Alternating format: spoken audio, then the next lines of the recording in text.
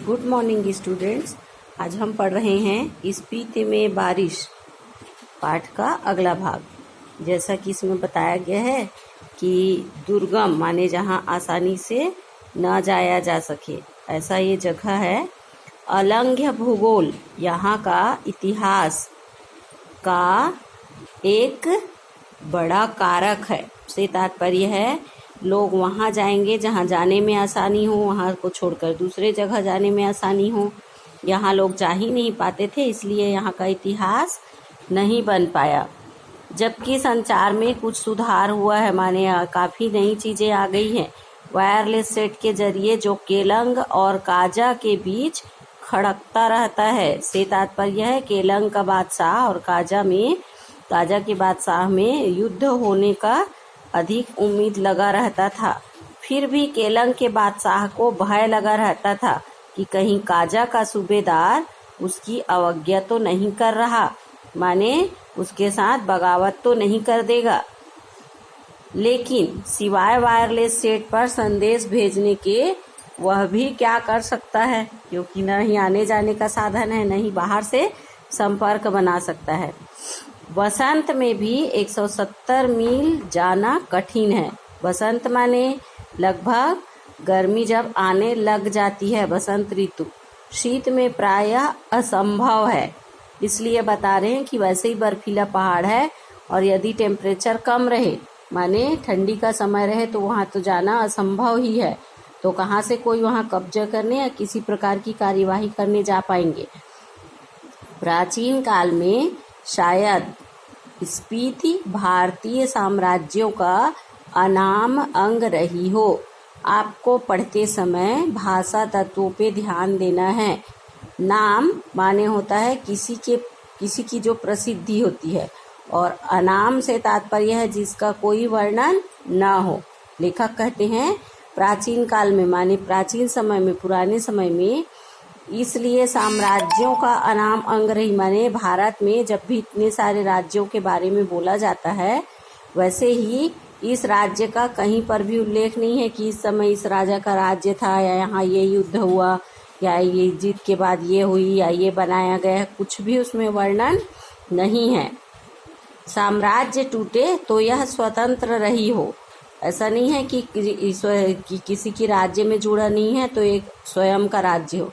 फिर मध्य युग में प्रायः लद्दाख मंडल और कभी कश्मीर मंडल, कभी बुशहर मंडल, कभी कुल्लू मंडल, कभी ब्रिटिश भारत के अधीन, तहत माने अधीन, रही हो।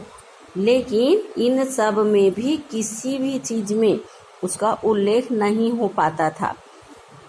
तब भी प्रायः स्वायत्त रही है।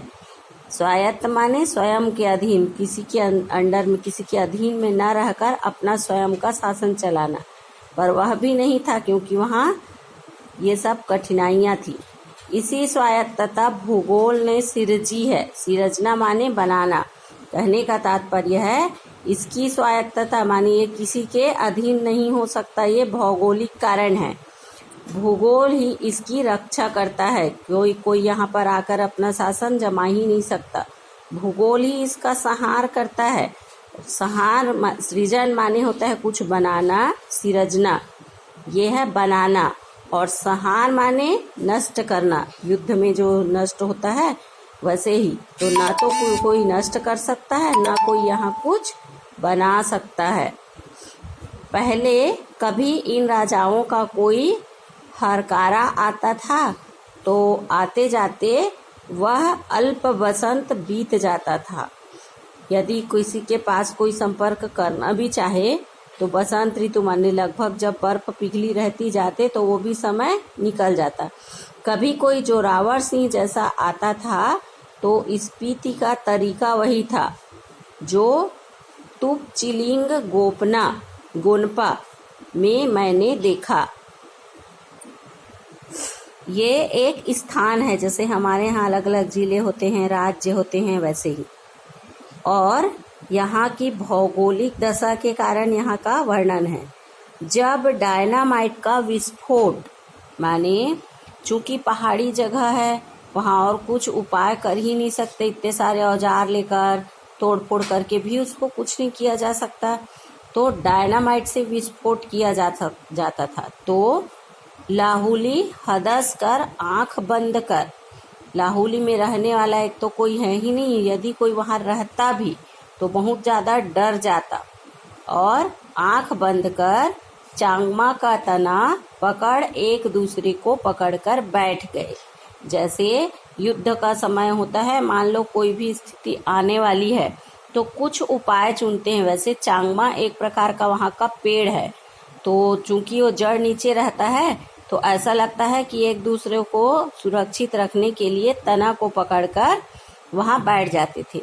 जब धमाका गुजर गया तो फिर डरते डरते आंख खोल उठे, माने डायनामाइट का धमाका जब हो चुका तो फिर से वहाँ पर सक्रिय होते। जोरावर सिंह के आक्रमण के समय स्पीति के लोग घर छोड़कर भाग गए, क्योंकि एक तो वहां पर कोई साधन था ही नहीं जहां उनकी सुरक्षा की जा सके। उसने स्पीति को और वहां के विहारों को लूटा। विहार जैसे हमारे यहाँ धार्मिक मठ होते हैं, बौद्ध लोगों का मठ को कहा जाता है विहार। यह अप्रतिकार माने ये कोई बदला तो है नहीं, उससे कुछ मिलने वाला तो है नहीं, शायद स्पीति की सुरक्षा की पद्धति है। कौन सी? कि जैसे युद्ध काल में लोग बचने के लिए करते हैं, वैसे चांगमा के तने को लेकर बैठकर बचते थे। स्पीति में जनसंख्या लाहुल से भी कम है। ये जगह है, 2 जगह है, तो इसलिए तुलना कर रहे हैं कि वहाँ लोग और रह ही नहीं पाते। और इस पैराग्राफ में बहुत अच्छी तरीके से पुराने समय में और जब लेखक वर्णन कर रहे हैं तो वहाँ की जनसंख्या की स्थिति बताई गई है। 1901 की जनगणना 1901 जनगणना के अनुसार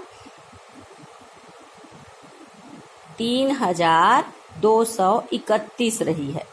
1971 की जनगणना के अनुसार 7196 रही है। इसका क्षेत्रफल 1971 की जनगणना में लाहुल के साथ जोड़कर मिला है, जो 12,015 वर्ग किलोमीटर है। स्पीति का अलग क्षेत्रफल नहीं दिया गया है। इंपीरियल गजेटियर ऑक्सफोर्ड 1908 खंड 23 के अनुसार यह क्षेत्रफल 2155 वर्ग मील है। ये इस तरह स्पीति की जनसंख्या ध्यान देंगे कितनी है, प्रति वर्ग मील 4 से भी कम है। 1901 में यह प्रति वर्ग मील 2 से भी कम थी। लाहुल स्पीति का प्रशासन ब्रिटिश राज से भारत को जस का तस मिला है। अंग्रेजों को यह 1846 ईस्वी में कश्मीर के एक गुलाब सिंह के जरिए मिला। कश्मीर में एक गुलाब सिंह था, उसके जरिए वे लोग वहां पहुंच पाए। अंग्रेज इनके जरिए पश्चिमी तिब्बत के उन माने जो वहां पर रहने वाले क्षेत्र हैं, बहुत ठंडक है, तो ऊन के ये एक प्रकार का कपड़ा बनाने, ऊनी वस्त्र जो बनते हैं, तो ऐसे जो क्षेत्र थे प्रवेश करना चाहते थे ताकि वहां से उनको वो सामान मिल सके जिससे लोग वहां पर रह पाएं। तिब्बत में अंग्रेजी साम्राज्य के दूरगामी हित भी थे, जो 1840 में कुल्लू, लाहुल, स्पीति की अधीनता में आए। पहले सुपरिंटेंडेंट के अधीन थे, फिर 1847 में वे कांगड़ा जिले में शरीक कर दिए गए। ये सारी चीजें उल्लेखित है और आपको इसको इसी प्रकार ही पढ़ना है। लद्दाख मंडल के दिनों में भी स्पीति का शासन एक नोनो, यहाँ पर बताया गया है कि एक पद्धति होता था, जैसे हमारे यहाँ एक किसी को हेड बना दिया जाता है तो वैसे ही नोनो द्वारा चलाया जाता था। ब्रिटिश भारत में भी कुल्लू के असिस्टेंट कमिश्नर के समर्थक थे। नोनो कार्य करता रहता था। इसका अधिकार क्षेत्र केवल द्वितीय दर्जे के मजिस्ट्रेट के बराबर था, जो आज के समय में मजिस्ट्रेट की स्थिति है। लेकिन स्पीति के लोग इसे अपना राजा ही मानते थे, राजा नहीं तो दमयंती की रानी मानते। आपको इसी प्रकार उच्चारण कर पाठ को पढ़ना है, पेज नंबर 72 और 73। 1873 में स्पीति रेगुलेशन पास हुआ, माने कानून पास हुआ, जिसके तहत लाहौल और स्पीति को विशेष दर्जा दिया गया। ब्रिटिश भारत के अन्य कानून यहाँ नहीं लागू होते थे क्योंकि जनसंख्या कम थी, वहाँ वैसे ये सब सुविधाएं थी नहीं, इसलिए।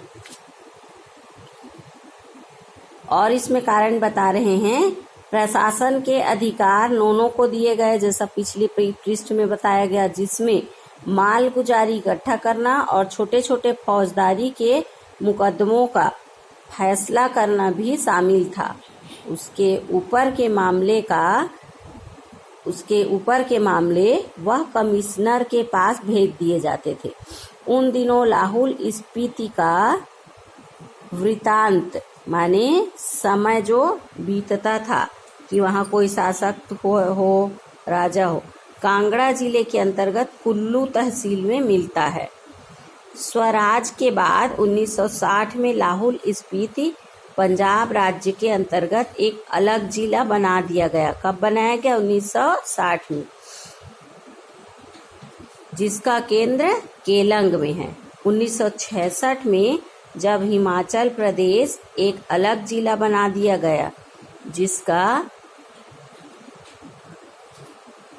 लाहौल स्पीति का उत्तरी छोर एक जिला हो गया। यह देश का सबसे अधिक दुर्गम क्षेत्र है।